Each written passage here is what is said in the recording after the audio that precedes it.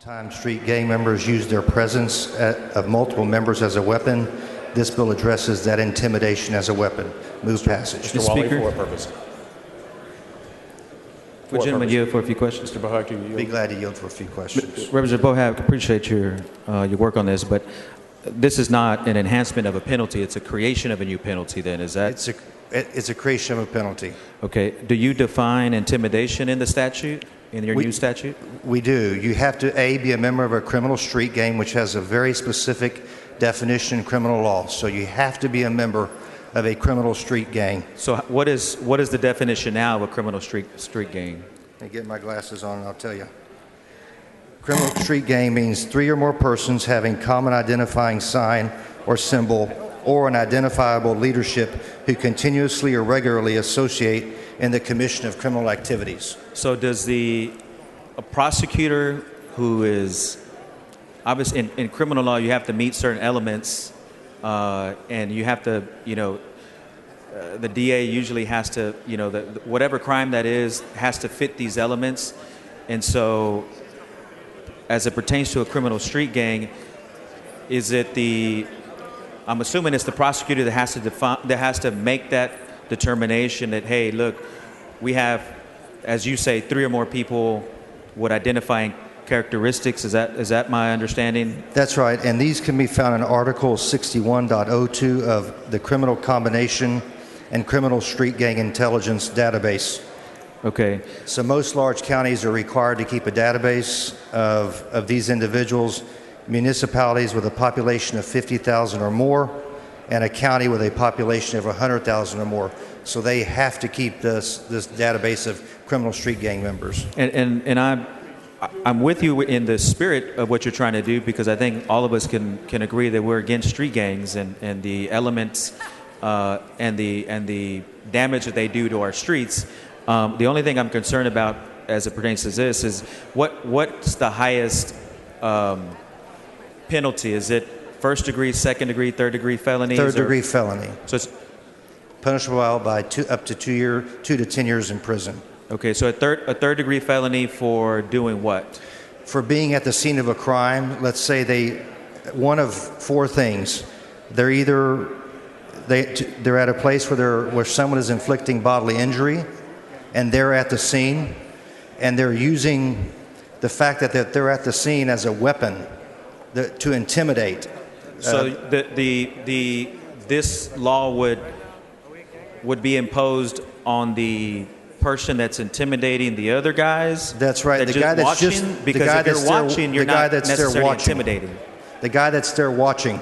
The fact that they're there as a group is a weapon in a sense that they're using. Yeah, but what concerns me is that we would catch some kids, that are involved, that are just watching. Well, they would have to be members of a known street gang already. Right, but you could envision an example of, somebody who's just an acquaintance. Well, they wouldn't be a member of a known street gang if they were just an acquaintance. The law would not apply to them. If that person is just kind of standing around and not necessarily involved with what you're telling me is defined as a street gang, we could envision a possibility that this innocent bystander gets caught up in this web or this conspiracy, if you want to call it, to commit another crime.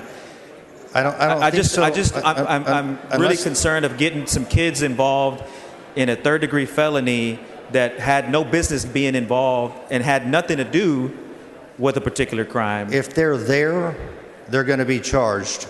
Why would we do that? Because their mere presence serves as intimidation, as a weapon of sorts. So it's as if they're acting in furtherance of a crime. But so you're telling me is it your disposition today is that mere presence, them get caught in this web, gets them a third degree felony? If they're a known member of a street gang, and they're a scene where there's the intent to inflict bodily injury, to damage or destroy property, or subject a person to physical confinement or restraint. But that person watching, let's just say that even in your example, that person watching is not being intimidated. Is that no? They correct? are intimidating. Their mere presence at the crime scene serves as an intimidation of the person who is receiving the bodily injury, being restrained, or whose property is being damaged. So you're now telling us that person is going to be a third-degree felony. That's what I'm telling you. Okay, so if they're a known member of a street gang. So what is the age limit that somebody could be charged with this crime? I guess whatever. Right, because you can envision. Let's just say there's a 12-year-old that's intimidated as your example, intimidating some 15 or 16-year-olds. I'm just trying to understand the intent of the bill, with also its practical implications when it's applied to particularly for kids that may look. I grew up in a rough neighborhood. Okay, there were plenty, and I knew a lot of the knuckleheads in the neighborhood. But if I was kind of just around and not doing anything, minding my own business, but I knew some guys that were doing some shady stuff, that could have called, I'm just one example, but there are thousands of kids around this state that could get caught up into this web of being charged with a third-degree felony. Well, we're certainly trying to discourage gang membership, of course. I'm with you. I'm all for that. Okay, and I'm all for that. But what I don't like is to have unintended consequences of kids getting caught up in this criminal enterprise. Well, they would have to be a known member of a street gang in order to get caught up by this law. They would have to be a known member of a street gang, not someone who's there, some innocent third party just standing there. They would have to already be in a database as a pretty bad dude. But you would, in essence, you would charge them first, right? Under your scenario, you would charge them, and then, the prosecutor would have to prove that these folks are part of a street gang, one, and then you have to prove intimidation. So, did you define intimidation in your statute? Right. If they don't do something to try to talk the individual out of the crime, they're there in furtherance of the crime. If they don't take proactive action to talk the individual out of the criminal activity, they are there in furtherance of the crime. So you're saying that if they have to retreat, they have to say, "Hey guys, we shouldn't be doing this." That's right. Is that what you're saying? That's right. I'm okay. And I'm not a criminal lawyer. Well, that's my concern.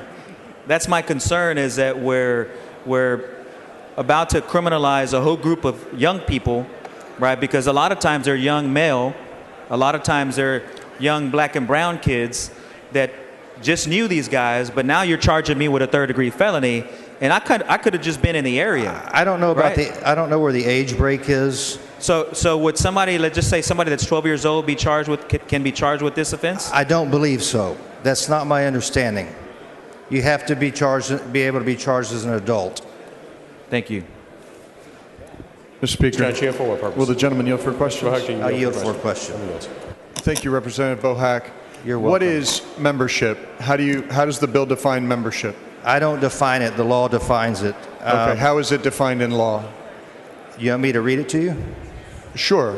It's any two of the following: a self-admission by the individual or criminal street gang membership that is not made during a judicial proceeding, including the use of the internet or other electronic format or medium to post photographs or other documentation identifying the individual as a member of a criminal.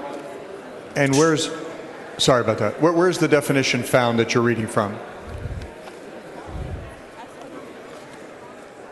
It's found in Article 61.02, Criminal Combination and Criminal Street Gang Intelligence. Oh, I'm sorry. Members, Representative Rose raises a point of order under Rule 8, Section 1C. Point of order is sustained.